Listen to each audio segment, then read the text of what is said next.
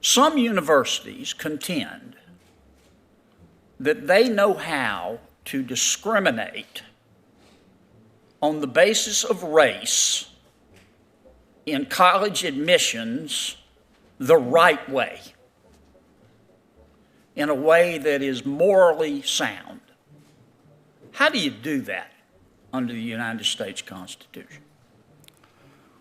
Well, Senator, the framework that the Supreme Court has set forth is strict scrutiny. No, but give me an example. I understand strict scrutiny and all that, but how do you do that if I'm an admissions officer and I say I'm going to pick a race and on the basis of race let fewer students of that race or religion into my university because I know how to discriminate in the right way? Give me a real-life example of how you can do that and still be moral about it.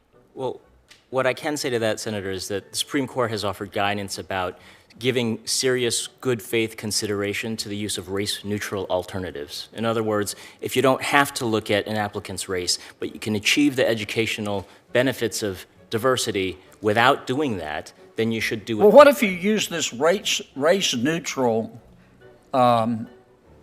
criterion and it ends up having a huge racial impact? So you've got de facto discrimination. Should that matter? Well, the use of race-neutral alternatives is one consideration that universities can take into account in figuring out how to achieve their educational But let's goals. suppose, I know I've got 4 seconds, let's suppose you adopt this race-neutral criterion and you apply it. I'm going to put my blinders on and I'm not going to consider race, and no Jewish people and no Asian Americans get into your university.